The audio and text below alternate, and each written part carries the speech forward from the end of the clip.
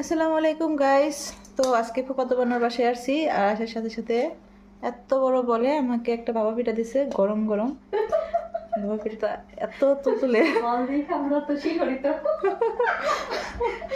তো সবাই খুব মজা নিতেছে। হ্যাঁ, তারা খুব পাগল।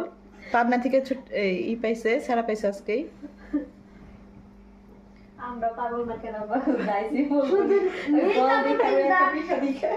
নীল কাপড় যে পরে আছে তাকে বাদ দিয়ে বাকি সবাই পাগল, আর আমাকে বাদ দিয়ে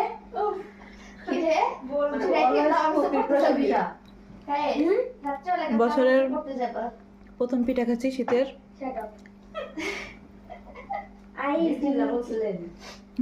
আমি খাওয়ার সময় বিসমিল্লাহ বলি, আর কি জোরে বলি না। ভাবছিলাম বলেই নেই।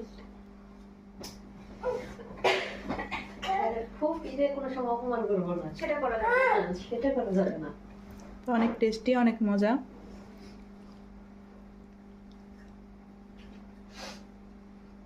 আজকে ফোন দিতি তুই পাশে আমরা একটু থাকবি।